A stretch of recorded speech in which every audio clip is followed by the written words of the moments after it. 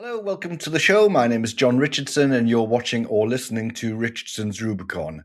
The show is about world building and in speculative fiction, if you haven't twigged on that already.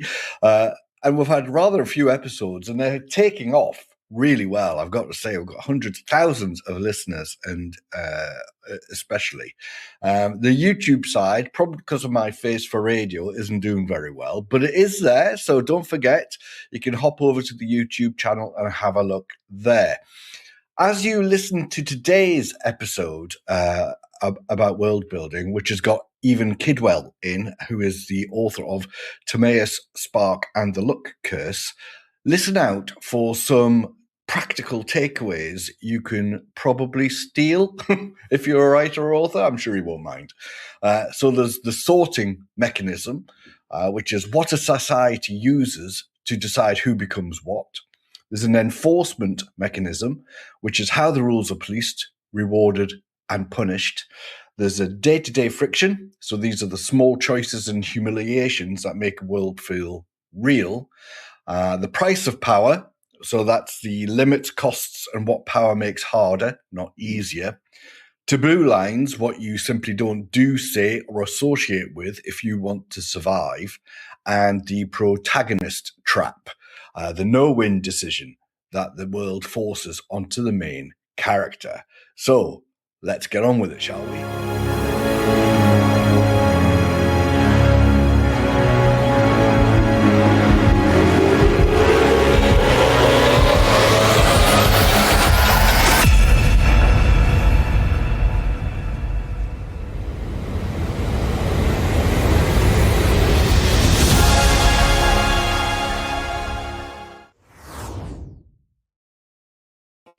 It's like the Hallelujah chorus, isn't it? I love it. That's a great intro. I love it. So, welcome, Evan. This is Evan Kidwell. He is the author of Timeaous Spark and The Luck Curse.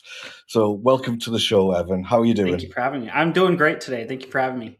Good. So, for anyone new to your work, what is the setup and what's Timeaous Spark and The Luck Curse about, and what kind of story are people going to get?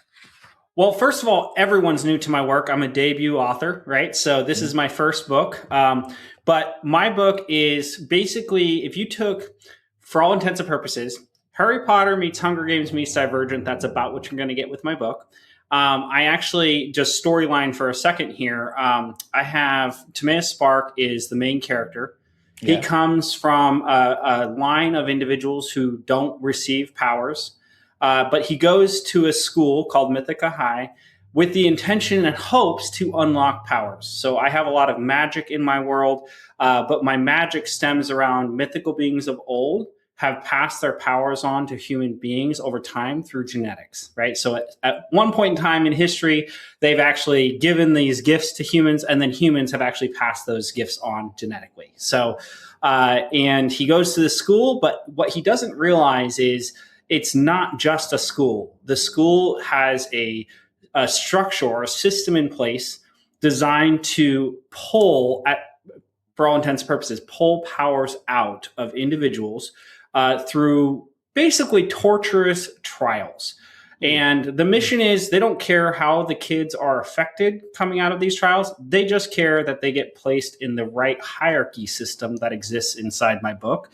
And so they want to make sure that by understanding which powers the kids have unlocked, they can place them sooner in society rather than them unlocking their powers later and then causing an issue. So that's effectively my storyline. And there's a lot of action and adventure in my book. And that's where the Hunger Games scene comes in, is the trials are really intense and the kids don't like them. But that's what the government has decided they're going to do with the students. So. Okay. Now then, I had some prepared questions. And I think you've already answered one of them. So that's not fair.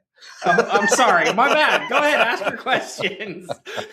So I'm going to ask the question, right? And see if it hits, right? If it doesn't hit or you can't answer any of it, or you say, oh, John, I've done this already, just say, right?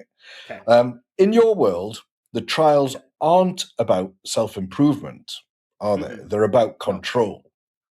They're all about control. Yeah. Correct. Yes. So who designed them? Yep. And what's the real purpose behind putting kids through physical and psychological torture? Okay. So the government is ran by a guy by the name of Dr. Vivarian. And there was a civil war that's hinted at in this first book. This is the first in a series, but there was a civil war that happened 30 years ago, or it was a brink of a civil war, I should say. And and this was his solution to keeping everybody out of civil war was, hey, let's just make sure everyone gets placed in the right place from adolescence rather than being confused about it later on. And so he runs society, and he's at the top of the food chain. My hierarchy system is called Bloodlines. And so obviously because they came from bloodlines of old, and Dragon Blood is the most pronounced. Like, I mean, it's governments ran all the best jobs. Everything happens from Dragon Bloods and Angel Bloods, right? And so he is a Dragon Blood. I don't reveal his power in this book. I know what his power is, but I'm saving that one for later to the end. Right? Yeah. Exactly. Right. Okay. So, yeah. So, Evan, just you hinted at the end already, and I realize that we are, 5 minutes into the interview. So, have you already written your ending, like a lot of authors do? I know in my head what the ending is going to be, but I haven't written it yet. So, much like probably many other authors, I have these stories that sit in my head. And my mission now is to get it out onto paper as fast as possible so people can read the stories. So before it disappears. Right. So this has been an idea that has been forming for many years. I actually had a dream about this whole world. I'm a very vivid dreamer, so I dream like it feels like a movie. And so I also keep a dream journal. And so I woke up from this dream and I wrote down as much of it as I could remember. And then I moved that over in my head for about 5 years, up until I was prompted from a leadership conference. My background is in the world of insurance, not even in the world of authorship. And at the end of 2023, the gentleman, I'm going to get back to your question, but at the end of 2020, that's all right. The gentleman came back and the keynote speaker from stage in the insurance conference I was at said, you know what, I want everybody to write down on their piece of paper, everyone pull out paper. Don't do this on your computers, right? Write down on your piece of paper something that scares you and something that excites you that you want to accomplish in 2024. So everyone, writes down on their piece of paper and like, I want to write my book. That would be so fun, but that's scary. Like at the end of the day, that's fun and scary at the same time. And I was sitting in the front row. I try to be a good student, and he points right at me and he goes, "Come up here." And I go, "Oh, no!" So I go up there and he goes, "You said you wrote something on your paper. What'd you write?" And I said, "Write my book."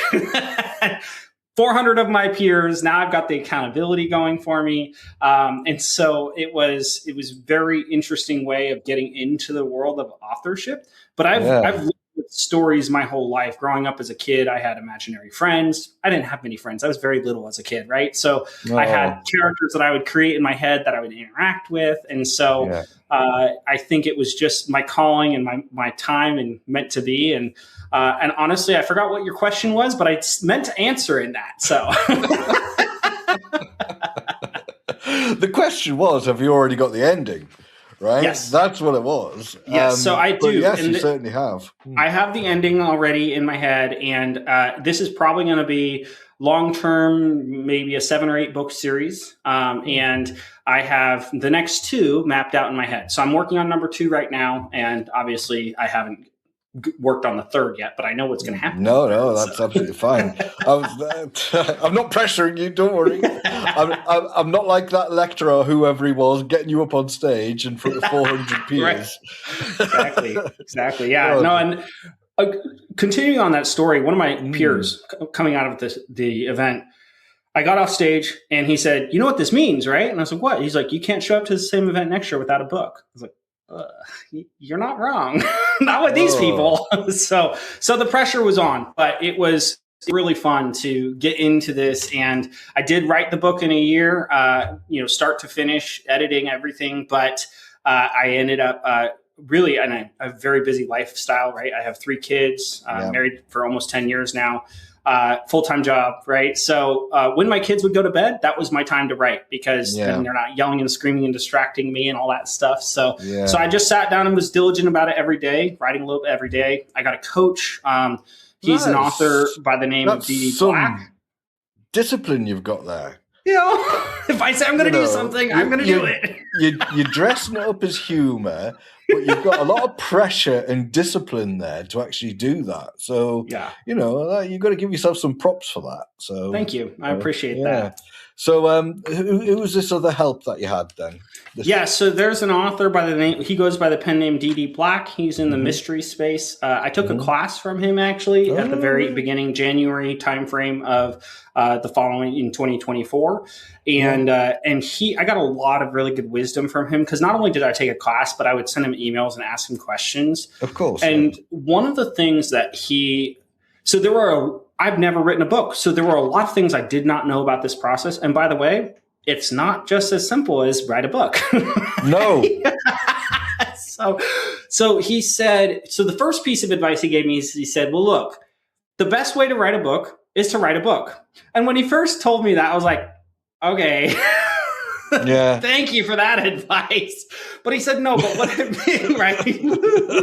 Right. So, but what I mean is as you sit down to write, you may not have anything in your head. You might have things in your head, but just start writing. The ideas will continue from there, right? Oh my God, just be so disciplined about writing a little bit every day, right? And so that was my start. And then I remember, from a world building perspective for a second, one of the things I really struggled with this book initially was I didn't want anyone to feel like I was doing something somebody else already did. Right. And so I actually, at one point, I had written about half the manuscript, and I had my character commuting to school. Right.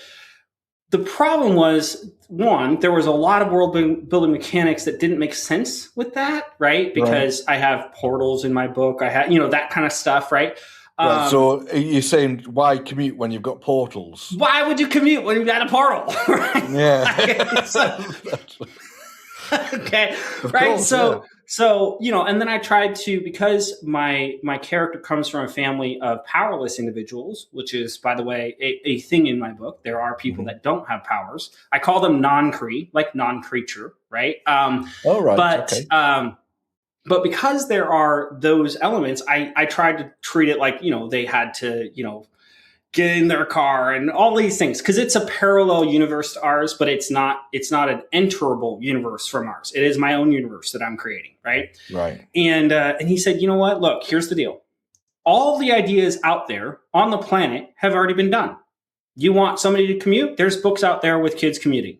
You want him to be on campus? There's books out there with being on campus. He said, don't copy anyone's ideas, but make it yours and tell your story how you want to tell it. And don't worry about if someone is going to feel like, well, he's on a campus. That feels like a Harry Potter, right? Just make it yours and go with the ideas that you like the best for your book. And I think that was some really good advice. I ended up having to rewrite half my manuscript just from doing that. So that's, but he really consistently helped me along the way. And with kind of any questions that I had, I would reach out to him and say, well, what about this? Or what about that?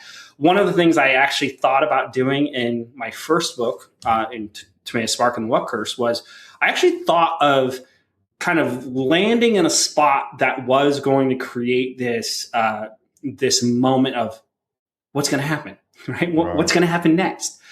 The problem is, I personally have never liked that as a reader. Like, I was always a reader first. That was my escape from things like bullying as a kid. Yeah. Was I never liked it when a book didn't finalize, even if it's a series. Like, at least, kind of for the most part, finalize the book. I'm okay with what's coming or anticipation or all that kind of stuff, but I've never really liked the cliffhanger idea. Yeah. But I had this idea of, I want to do this cliffhanger. And he came back and he said, not for your first book. Not for your debut, not for one where, like, all of the things are on the line. Like, you want to finalize out that story for your first one. You might be able to get away with that in your second or your third if people are already invested. That's interesting. But don't do that on your first one. And I was like, okay, that's actually really good insight. So I thought I had the end of the book in my mind for the first book, and I ended up completely changing it. And some of that came as I was writing. I was like, oh, this guy could be my bad guy. And the bad guy in the book is called Professor Underminer. So it's quite common that the characters develop in your head and on the page, don't they? It's quite incredible. That is quite incredible. It's almost like they write themselves, isn't it? It a really little bit. It's interesting. One of the pieces of feedback I got early on, and I don't know how much I agree with this or not, but one of the things I heard, not from D.D. Black, but from someone else, was they let the characters write themselves. And I mentioned that to D.D. Black, and he said, no, I outline every single one of my characters, and I don't let them kind of progress. I already know where they're going to go with their character arcs. I'm the person writing it, right? So I've gotten both of those perspectives. But for me, I find it's a little bit of both. There are times when I'm writing a scene and I'm like really into it. I'm like, oh, this would be a really cool humor moment for this person. And this would match up with their character. And so I will say one of the things that surprised me the most is one of my characters in my book, her name is Denise. And she was one of my characters that I didn't really care for, but it made sense with the scenes where things were progressing and all that. Okay, that's a Denise thing, right? Like, and so what I will say is everybody loves her the most. I'm like, what? That's news to me because I don't love her the most. I don't love her. Yeah. Well. That one's run away from you, hasn't it? Yeah. Well, now that I've gotten that feedback, now I have to make sure her character arc keeps going, right? So. No. Well. Yeah. She's destined for a horrible death. I can feel it in my bones. Not Denise. I can't do it. Actually, my own brother said it's his favorite character, so I can't kill off Denise. No, you can't do happening. It. Okay. Sorry, that's probably a spoiler. It's not a spoiler, that is it? I've got a question then. Yes. Right. So I'm going to whiz back to the beginning. Okay. When someone doesn't unlock a power, right, and you've got these normal people, I guess, right? You've said they're locked into servitude or slavery. So what does that look like in practice after day one of the trials, sort of thing? What is that? Can you take us through an example of that?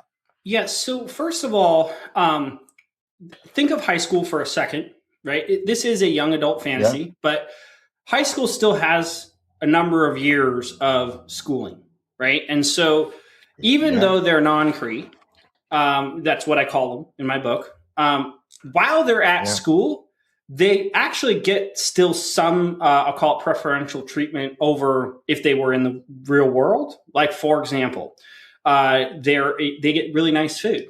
And in the real world, that's not a thing, right? In the real world, I show scenes of Timeaous, before he leaves in the morning, grabbing a piece of moldy bread, right? And so they get real food. But the reason for that, the reason they I'll call it cater to even the non-Crees at the school, is because long term, they want to get those students addicted to that lifestyle so that they can use them as spies later on, right? And so they're trying to kind of bribe, like, hey, you like the really good food, right? So because if anyone's not matching up in I'll call it regular society versus the school itself, if anyone's not lining up with their values, of the government's values, they want to know about it so they can take appropriate actions against that person. So the servants are also a lot of times the spies against those that have powers, right? And so there's this kind of weird, exactly, quite a complex underlayer there going on. Yeah, that's exactly. Yeah, that's quite good. I like that. Yeah. So, and then there is a lesser than human and that's called ANOM. It stands for anomaly, and that's actually for any of the rare instances where someone unlocks two powers, right? So think about genetics, right? And I actually got this idea from my daughter. She has blue eyes. I have brown eyes. My wife has brown eyes. I know that that's how genetics works, but still, it surprised both of us because, she's 4 years now. We thought her eyes would change color at some point, but they never did. They're blue. And so my idea there was you have two parents. You could end up with two powers. But because that doesn't match nicely with the societal hierarchy, right? Those people are completely outcast. They aren't a part of society at all. They're not servants. They are outcast, and they, for all intents and purposes, create their own community of themselves. Right. Isn't that dangerous to the lovely community you're trying to aim for? Yes, but the government is thinking that, hey, by isolating them away from our community, they can't harm our community. So there's a lot of, I'll call it Easter eggs there. Right. Yeah. Moving on. Okay, sorry. So, I just gave you a lot. Sorry. Yeah, no, that's absolutely fine. We may have already answered this, actually. So I'll quickly go through it again. And if we have, let's just wave on to the next one. Mm-hmm. So walk us through Bloodlines like it's a normal fact of life, right? Mm-hmm. So what does your bloodline actually determine in school and then later in wider society? I don't know how many bloodlines there are. Is it 4 or 5 or something like that? And then no, there's about 9 bloodlines. Yeah. 9, yeah. Yeah. So there's. So what does that look like? Okay. So first and foremost, on campus, there is a very distinct delineation between housing, the quality housing, and the housing that is closer to the classes. Right, is all the upper tier bloodlines. Okay. And then it kind of goes out from there. I have a map in the front of my book, and you can kind of follow that map and go, okay, yeah, the non-Crees are like way over on the edge of campus, and they have to travel significantly far to class. Well, what that means, and I don't say this in my book, but I hope it's inferred, is when you have to travel 30 to 45 minutes to an hour to your class, right? And your class is, say, 8 a.m., well, now you have to wake up earlier than everybody else, right? You have to travel further for food. You have to get your exercise in, whatever you want to call it. So all the amenities for the campus are closer to all of the higher tier bloodlines. And then the higher ups. Correct. And then when it comes to like the eating arrangements, they all share in a eating arrangement space, much like you would see in like a Harry Potter or something like that. But they're done by bloodline. And I make a very clear distinction here. Anyone can choose to sit wherever they want to sit, but it is like massively frowned upon if Timeaous decided I'm going to go sit with the Dragon Bloods. He would just be asking for a beating at that point. And I made that pretty clear early on. The very first scene in the book is him getting literally pummeled by a dragon blood, right? So, that it would be very uncomfortable for him to do it. It's not that he can't do it; it's that he probably doesn't want to do it, right? And so, they're reinforcing those hierarchy lines, like a caste system. Yeah. Yes, that's right. So it is a flawed society caste system. That's exactly right. Yeah. Sounds very familiar. Anyway. There are a lot of mirrors to the real world. There are, yes. So I think it's kind of related to what we just spoke about, really. So you mentioned this strong social taboo that exists, and that people can technically date anyone. Correct. Right, which is a bit like your sitting down bit. But they're judged for friendships or relationships down the hierarchy. So what pressure does that put on ordinary friendships and loyalty? Yeah, so it's a really good question. And one of my main characters in my book, I named her Fangle. Actually, there's a reason in that. I didn't actually tell the reason in book 1, but I will tell the reason in book 2. But But Right. actually, I don't mind do I telling you need because a it's not really a spoiler? spoiler. It's not a spoiler. It's not really a spoiler. But Okay. she was I'll keep my hands off the button then. yeah, it's within like the first 2 chapters. You're good. It's not really a spoiler. Right. So Okay. she was born by 2 angel blood parents. She ended up unlocking fairy blood powers, and so she actually was even from her own family shunned away from her own family. So there's a very powerful scene I have in chapter 4 of my book where literally she is just looking for attention from her parents, and they want nothing to do with her, and they aren't even talking to her. They're ignoring her. Right. And so that is how extreme it is in society. Like family doesn't matter in my society. The bloodlines matter. At least that is what they're being taught, I should say. And so Fangle wrestles with it because she was actually childhood friends with Timeaous. And that's because Timeous's parents were servants of her parents, right? So angel bloods, non-creeds, right? So they developed a friendship as kids, and she struggles with, well, I don't fit with the angel bloods. My power hasn't unlocked yet. Well, my power has unlocked, but like the trials haven't happened yet. Therefore, I'm still considered an angel blood, even though I know I'm a fairy blood, right? And then she also struggles with like, I don't fit with the fairy bloods, but I don't want to hang out with Timeaous because that's not a good look, right? So she has a lot of that inner turmoil with herself even. Wow. And has to really kind of overcome that in the book of like, do I care more about my friends or my friendship? Or do I care more about what society expects of me? And Timeaous deals with quite a bit of that as well, actually. Wow, there's amazing pressure points there, isn't it? That's yeah.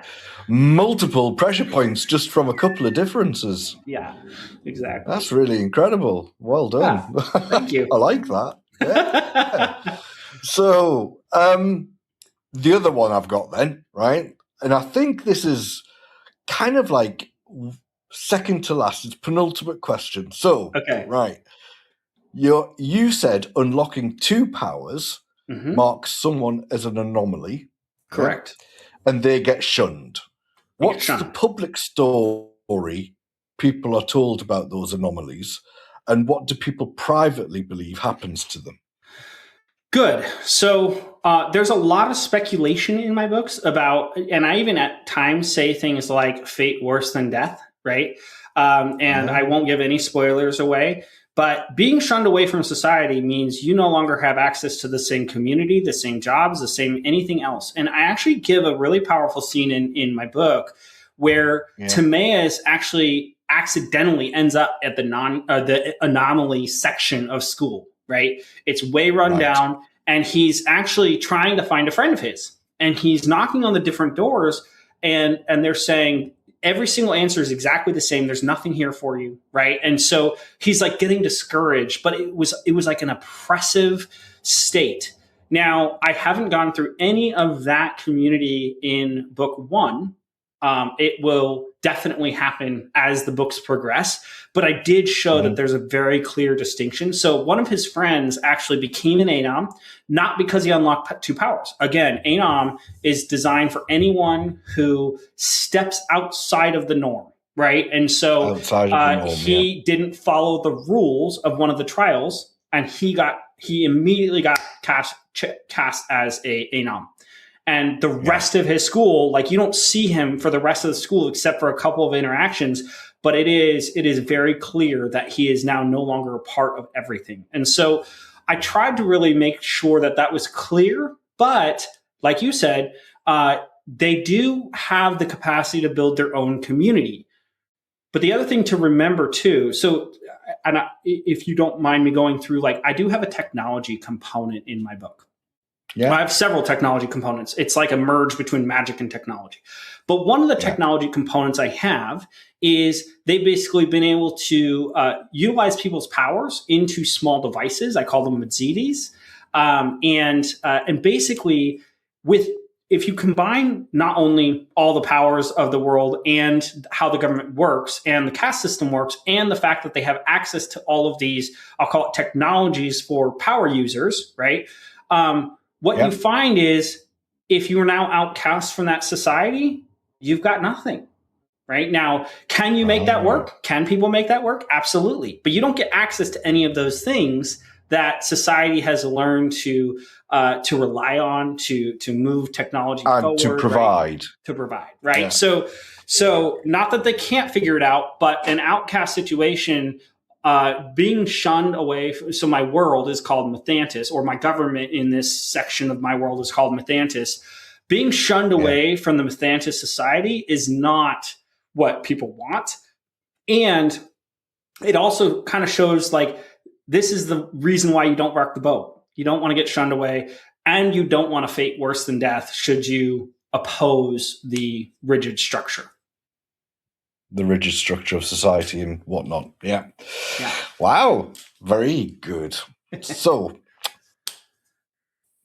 another question then, and I don't think you've answered this one. Okay. Right? And it's the last question you'll be pleased to... I'm loving this. You can have more questions. I'm fine with it. I've run out. Okay. So, let's get specific then. So, the mechanics of power. Mm-hmm. When a power unlocks, what are the actual rules? So, what triggers it? What does it cost, either physically or mentally, or both? It could be both. What limits it? Yeah. And how does anyone verify what someone can really do? How do they know? Now you're asking the right question. Okay, so first of all, the trials are designed to not just push kids to their limits. So in book one, I have a trial around a physical trial. I have a trial around a mental trial. I have a trial around almost like an IQ trial, right? Like, how smart are you? And then I also have a teamwork trial, right? And so they're trying to see if one of these things might unlock a power, okay? And for the most part, they've actually gotten away with everyone unlocking a power. This isn't a spoiler because I literally, this is in one of my first entry scenes, I'm explaining what the trials are because I'm trying to generate hype for the trials themselves, because the first trial does not happen until chapter 9. Right. And so I need people to know why they're going to want to get to the trials. Okay. And so Fangol's explaining to Timeaous different trials that she's heard of from her parents in the past. Right. And it is trials like, for example, hey, we're going to drop you off a cliff, and we have angels protecting kind of the ground. You won't die. You could break every bone in your body, but go for it. What's going to happen? Right. And so, the kids almost like have a desire to unlock a power so that they don't get harmed in these trials. When I said they're torturous in nature, they are. They're not light. They're not easy, right? And so but let me answer your question, because you asked a really good question. First of all, how do they know where they land on that, call it bloodline? I hint at this. I never go into it, but it is kind of underlaying in there. And that is all of the powers that could come out because they're genetics, right? Because they've passed on genetically over time, people know what the powers are. So as soon as they unlock a power, they know which class they're supposed to go into. Where did that power originate from, right? And so, but there is an instance that I talk about in my book called a shimmer. A shimmer is a power that nobody cares about, right? Like, it's one that, like, it's a trivial thing, like maybe I could float this marker in my hand, right? And that doesn't do anything for me from a power, like I'm powerful, right? And it doesn't do anything for me from a, like, if I were in a fight, it would do nothing for me, right? And so, but what it does do is, hey, that power came from, like, let's just say in that instance, that power came from a demon, right? As an example, right? Well, demon bloods are pretty high up on my power chain. And so as soon as their power unlocks, they get classed into that system, regardless of what their power is. They could have a dud power is the way I describe it, right? Is it basically a dud, but they're now still higher up in society. They get access to the better jobs, they get access to the better food, they get access to better homes, just because they unlocked the dud power of, in my example that I just gave you, a demon blood from past. So. A demon blood, which is fairly high up. Yeah.